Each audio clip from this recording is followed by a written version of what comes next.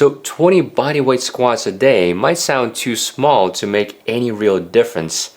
And I get why. It's just 20 reps. How much could that possibly change? But there's a reason this one simple movement keeps showing up in the research as one of the best signals we have for how long and how well you're gonna live. And the best part is how little it asks of you, which is almost nothing. It doesn't cost anything, and you don't have to go to the gym or buy expensive equipment. And you can do it in your kitchen or in your bedroom or in the corner of your office, wherever you just happen to be standing. And it only takes just 2 minutes max out of your entire day. Yet what those 2 minutes set off inside your body reaches a lot further than your legs. It will affect your blood sugar and your heart health, your bones and your balance, and even your brain. So in this video, I want to walk you through the 9 specific changes that you'll see when you do this every day. Some of these effects will kick in almost immediately within minutes of finishing your squats, and others will build slowly in the background over weeks and months and even years until one day you realize that you've held on to something that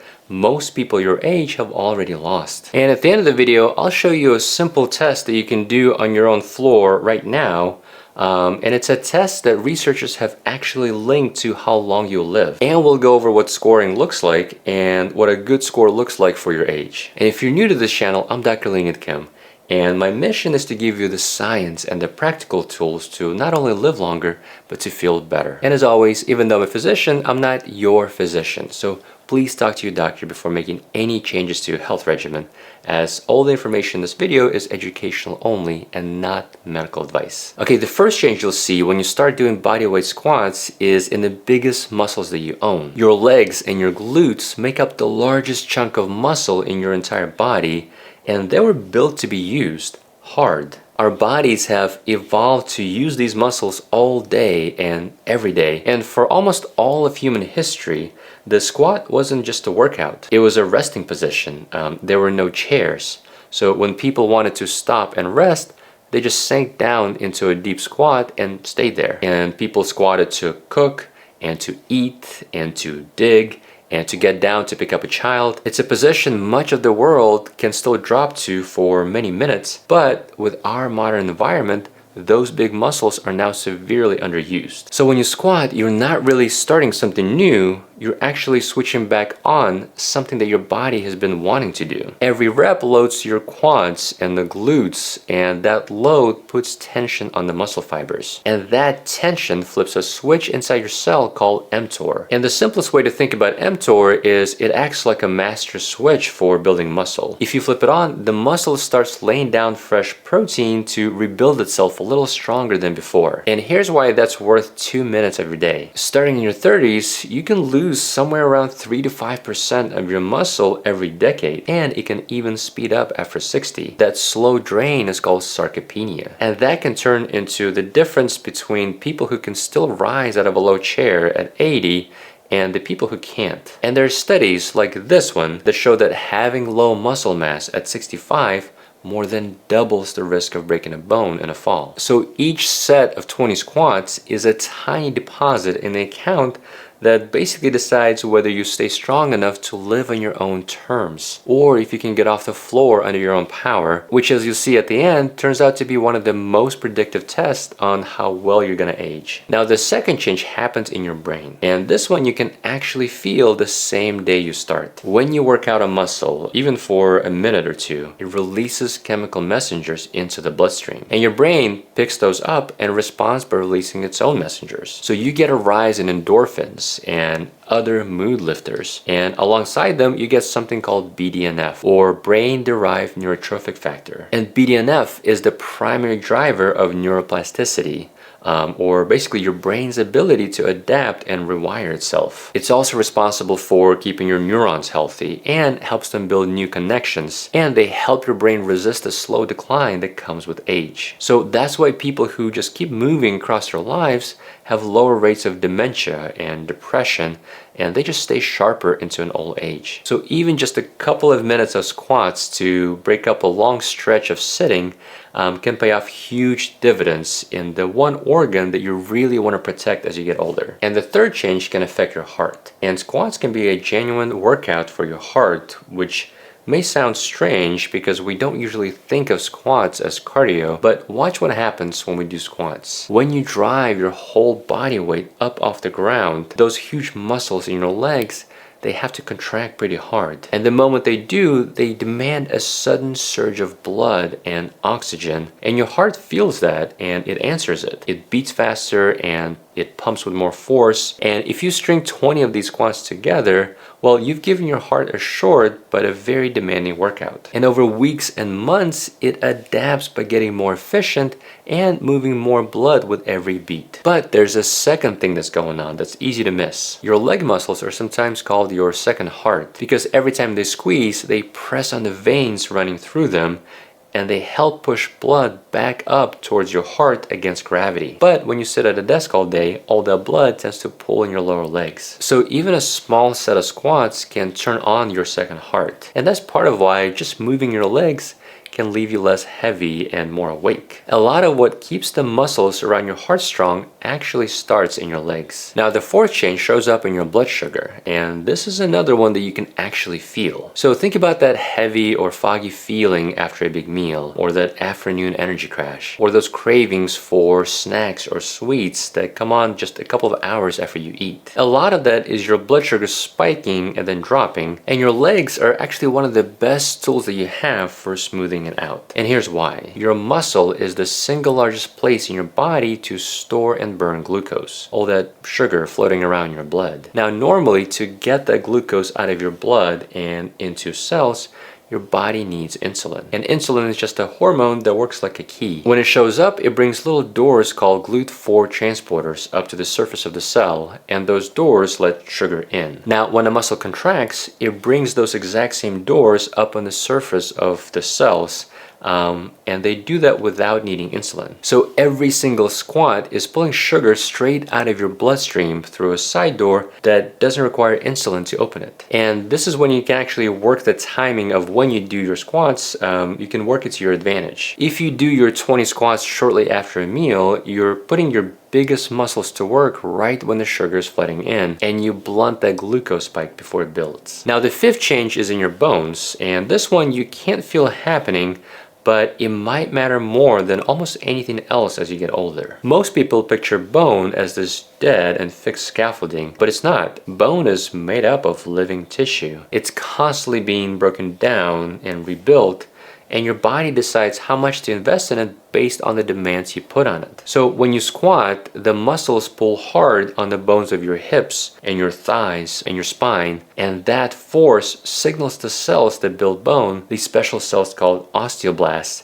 to keep the skeleton dense and strong. But if you take the signal away, your bone slowly thins out instead, and that can eventually lead to osteoporosis. This is exactly why a minor fall in your 70s, something that normally wouldn't even faze you, can lead to a shattered hip. And there was actually a trial called LIFMOR. It was a small, but it was a randomized control trial where they took postmenopausal women who already had osteoporosis, and they put them through heavy loaded squats and deadlifts. And the result was real gains in bone density in the spine and the hip with no serious injuries. I think out of 100 participants, they had one person who reported minor lower back spasms. But, and this is important, all those participants were closely supervised by exercise professionals. And this goes to show that even fragile bones can build themselves back up even in the higher risk populations like postmenopausal women. Another important caveat is this study used heavy weights and not body weight.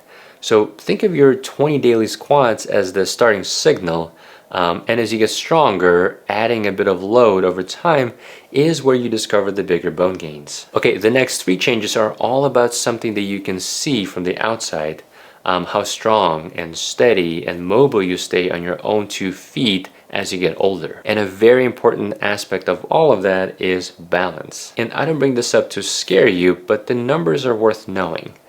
Falls are the leading cause of injury-related death in adults over 65. And about 1 in 4 adults falls every single year. And the thing that decides whether a stumble turns into a fall or a fall becomes a fracture is whether your body can react fast enough to catch you. And the good news is that's a trainable skill. Lowering yourself down under control when you do a squat trains the exact same muscles that you need to catch yourself mid-stumble. Squats can also sharpen your sense of where your body is in space, and it strengthens all the small stabilizing muscles around your hips and your knees and your ankles that keep you steady. So as we age, the stronger and more coordinated those legs are, the more margin that we have when we trip or lose balance. And if we do fall and go down, getting back up the floor actually involves doing a squat. So you're training your way out at the same time. All right, the seventh change catches a lot of people off guard because it goes against something that you've probably heard your whole life. Squats are actually good for your knees if done properly. And historically, so many people have been taught the opposite. But for most people, squats is a really good way to actually strengthen your knees.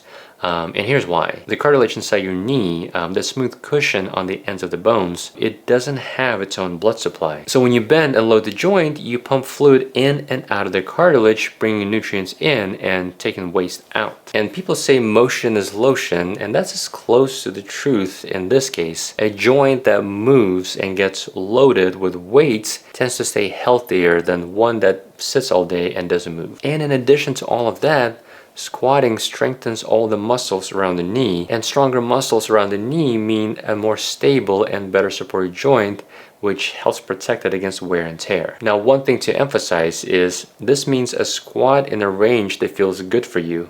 You do not have to drop all the way down to the floor, and you should never push yourself through pain. In fact, if you have any joint issues or pains, or if you've never done a squat before, I highly recommend you working with a good physical therapist just to make sure that you get your form right and you go through all the progressive training to safely increase the range of motion and the volume of repetitions. And the eighth change that you see is your mobility, that simple ability to move your own body through its full range. Because here's what sitting for multiple hours a day does to your body. When your hips and ankles stay folded into a chair for hours, the tissues around them slowly tighten and your usable range actually shrinks. So eventually you stop being able to get low to the ground because of that limited mobility. So a daily set of squats works against the specific adaptation that plagues us today in our modern world. And this isn't about flexibility for its own sake. This is about whether at 75 you can get down on the floor to play with a grandchild and stand back up without any help. Or whether if you do fall,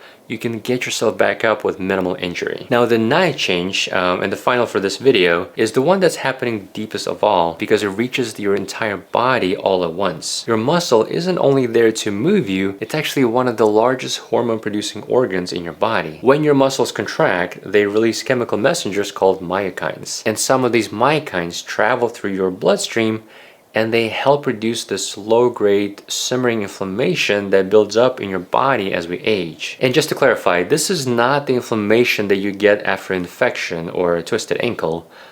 That's acute inflammation. We're talking about the chronic and low-grade inflammation that sits underneath heart disease and diabetes and even dementia. So the more muscle you carry and the more often you actually use it, the more of these calming signals you send out to quiet that inflammation. So let's talk about the test that I mentioned earlier in this video that can predict your lifespan and longevity. It's called the sitting rising test, or SRT, and it comes from the work of a Brazilian physician named Claudio Araujo. I hope I'm saying it correctly. And it's a very simple test. From standing, you lower yourself all the way down to sitting on the floor, and then you stand back up using as little support as you can. And you start with 10 points, 5 for going down, and then 5 for coming back up. And every time you use a hand or a forearm or knee or the side of your leg to help you, you take off a point. And if you wobble or lose balance, you take off half a point. So the cleaner you can get down and back up with no hands and no knees, the higher you score, all the way up to a perfect 10. And in this study, they looked at over 4,000 people, ages between mid-40s to mid-70s, and they followed them for over 12 years. People who scored a perfect 10 had a mortality or death rate of about 4% during follow-up. And for those who scored 4 or below, the mortality was over 40%. Now, this was an observational study, so this was all a correlation. So a low score doesn't doom anyone. And a high score is not a free pass, but think about how much that one movement captures. Your strength and your balance, your mobility, the power in your legs, all the things that your 20 squats a day are building back up. So if you can score a perfect 10 today, that's simply your starting line. And your daily squats are how you improve that score. Because almost none of what we talked about in this video comes from one big heroic workout. It comes from showing up for just 2 short minutes, but every single day, until your body has no choice but to adapt. And once again, if you've never done body squats before, or if you have any joint or back issues, I would strongly recommend you seeing a physical therapist first to guide you on the proper form and to help you get on a good routine of progressively increasing flexion and volume. One of the main goals here is to get stronger without an injury. I hope this was helpful. Stay healthy, and I'll see you in the next one.